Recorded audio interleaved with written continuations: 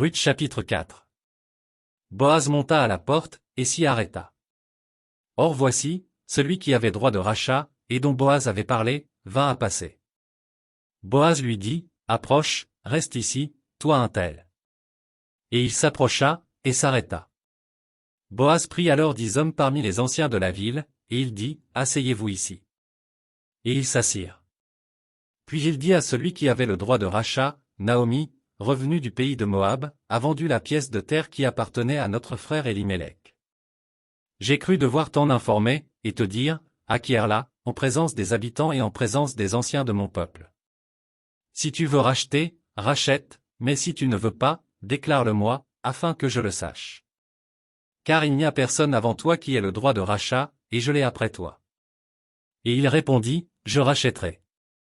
Boaz dit, le jour où tu acquéras le champ de la main de Naomi, tu l'acquéras en même temps de Ruth la Moabite, femme du défunt, pour relever le nom du défunt dans son héritage. Et celui qui avait le droit de rachat répondit, je ne puis pas racheter pour mon compte, crainte de détruire mon héritage, prends pour toi mon droit de rachat, car je ne puis pas racheter. Autrefois en Israël, pour valider une affaire quelconque relative à un rachat ou à un échange, l'un ôtait son soulier et le donnait à l'autre, cela servait de témoignage en Israël. Celui qui avait le droit de rachat dit donc à Boaz, acquiers pour ton compte. Et il ôta son soulier.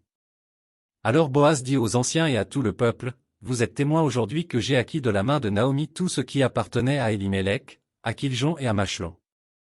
Et que je me suis également acquis pour femme Ruth la Moabite, femme de Machlon, pour relever le nom du défunt dans son héritage, et afin que le nom du défunt ne soit point retranché d'entre ses frères et de la porte de son lieu.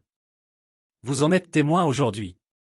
Tout le peuple qui était à la porte et les anciens dirent, nous en sommes témoins. Que l'Éternel rende la femme qui entre dans ta maison semblable à Rachel et à Léa, qui toutes les deux ont bâti la maison d'Israël. Manifeste ta force dans Ephrata, et fais-toi un nom dans Bethléem. Puisse la postérité que l'Éternel te donnera par cette jeune femme rendre ta maison semblable à la maison de Pérez, qui fut enfantée à Juda par Tamar. Boaz prit Ruth, qui devint sa femme, et il alla vers elle. L'Éternel permit à Ruth de concevoir, et elle enfanta un fils. Les femmes dirent à Naomi, béni soit l'Éternel, qui ne t'a point laissé manquer aujourd'hui d'un homme ayant droit de rachat, et dont le nom sera célébré en Israël. Cet enfant restaurera ton âme, et sera le soutien de ta vieillesse, car ta belle-fille, qui t'aime, l'a enfanté, elle qui vaut mieux pour toi que 7 fils. Naomi prit l'enfant et le mit sur son sein, et elle fut sa garde. Les voisines lui donnèrent un nom, en disant, un fils est né à Naomi. Et elle l'appelait Obed. Ce fut le père d'Isaïe père de David. Voici la postérité de Pérez.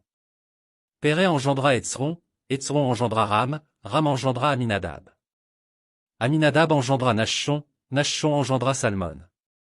Salmon engendra Boaz, Boaz engendra Obed. Obed engendra Isaïe, et Isaïe engendra David.